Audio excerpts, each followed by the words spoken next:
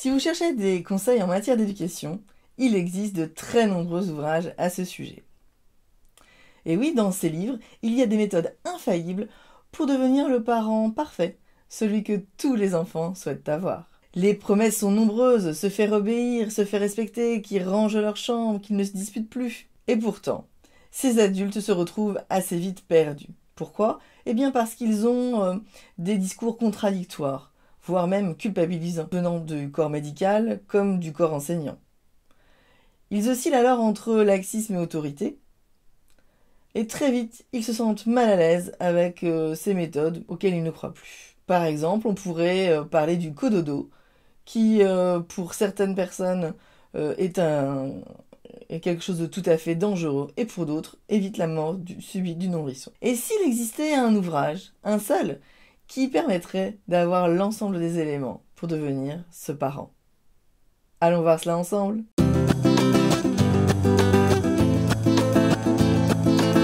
Les ouvrages sur la parentalité sont souvent créés bien sûr pour leur public principal, les parents.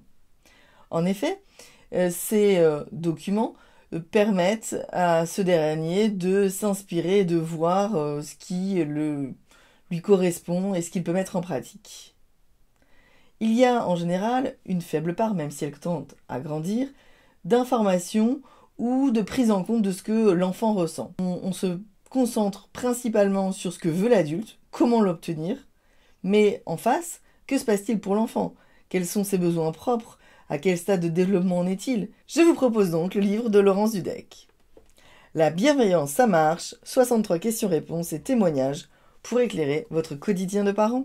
J'ai choisi cet ouvrage parce qu'il répond bien entendu aux critères que je vous ai évoqués précédemment, c'est-à-dire que dans un premier temps, vous avez 63 questions de parents et leurs réponses. Des cas concrets, précis de ce que vous pouvez rencontrer dans votre vie quotidienne de parents. C'est très bien écrit, très clairement expliqué. Il y a donc cette partie qui est faite pour amener le parent avec ses propres questions à s'interroger et à trouver des réponses.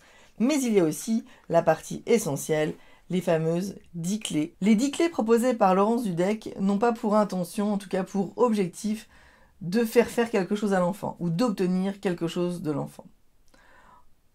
Elle choisit ces clés en fonction non pas du but à atteindre, mais de la posture que l'adulte est censé atteindre, en tout cas vers quoi il peut tendre. Par exemple, lors de la première clé, elle évoque que l'apprentissage se fait, notre propre apprentissage, elle part de nous, donc l'adulte que nous sommes, pour nous rappeler que nous apprenons par l'expérience, par imitation. Ainsi, en disant cela, elle nous permet à nous, l'adulte, de réfléchir à notre posture, à comment nous avons appris, mais aussi comment notre enfant va apprendre. Et de fait, il va nous imiter. Elle va un peu plus loin, puisqu'ensuite, elle parle bien de l'enfant et de ce qu'il vit. Elle indique ainsi, dans la clé numéro 5, les enfants croient tout ce qu'on leur dit. Et là, il est important de voir à quel point le lien parent-enfant est important dans la transmission des événements. Ainsi, au fur et à mesure de ces clés, elle en arrive évidemment aux informations essentielles. La violence n'est jamais éducative. Ainsi, elle peut expliquer aux parents la posture qu'il doit atteindre pour éviter toute violence envers lui et envers ses propres enfants. Et au fur et à mesure de ces clés, on en arrive bien entendu à la dernière d'entre elles qui est « Il n'est jamais trop tard pour devenir efficace ». Elle finit par cette note d'espoir qui permet à chaque adulte qui souhaite mieux accompagner son enfant d'y parvenir en s'attelant aux différentes clés qui ont été vues précédemment. À la lecture de ces clés, moi j'en retire vraiment des informations sur la posture que je peux tenir en tant qu'adulte. Je vais non pas me dire « je veux que mon enfant fasse », mais plutôt, moi en tant qu'adulte, qu'est-ce que je souhaite modifier, qu'est-ce que je souhaite interroger, comprendre chez moi, pour qu'ensuite ce soit plus facile à transmettre à mon enfant. Cette méthodologie est donc atypique, parce qu'elle part à la fois des besoins de l'enfant, des besoins de l'adulte, elle essaye de les mettre en cohérence, qu'il y ait consensus, compromis, discussion entre ces divers besoins. Elle sait aussi préciser que certains besoins sont essentiels, voire vitaux pour l'enfant, et qu'il est nécessaire de les combler, de les nourrir pour que l'enfant puisse se développer correctement. Et la richesse de cet ouvrage continue par le système des questions-réponses qu'elle a mis en avant dès le début du livre. En effet, en faisant ce choix, l'adulte peut directement aller aux questions qui l'intéressent, qui l'interpellent, pour voir les réponses et essayer de mieux les comprendre. Si je prends l'une d'entre elles, pour l'exemple, eh bien ce sera sur le sommeil. Je voudrais pouvoir aider notre fille de 3 ans sur la thématique de la séparation au moment du coucher. À son âge, je sais qu'il est très compliqué de se repérer dans le temps et je le constate d'autant plus que depuis son entrée à l'école, quand je la récupère de l'école, elle me demande si elle va retourner à l'école après la sieste alors qu'il est 17h. Dans la réponse de Laurence Dudek sur la question du sommeil, eh bien elle fait référence aux clés 4, 6 et 7.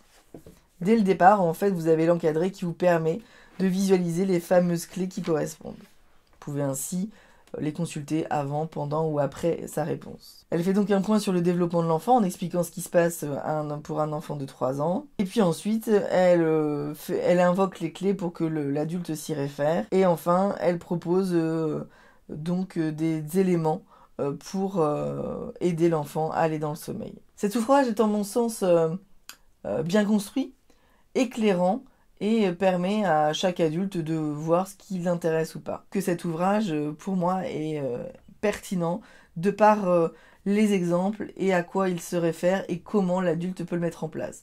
En plus, il y a cette note d'espoir qui fait qu'à tout moment, bien sûr, vous pouvez faire des modifications de votre parentalité et que cela peut prendre une grande place dans vos relations actuelles et futures avec votre enfant. Et ça, je trouve ça hyper intéressant. Je n'ai à ce jour pas de critique à formuler contre cet ouvrage. Peut-être que dans les années à venir, j'y reviendrai et que j'en ferai. C'est important d'avoir l'esprit ouvert et de pouvoir remettre en question ce qui est produit. Donc n'hésitez pas, si vous avez des commentaires à faire sur cet ouvrage ou que vous l'avez lu, à les indiquer en commentaire. J'espère que cette proposition de lecture vous aura donné envie d'y plonger le nez. Belle découverte à vous!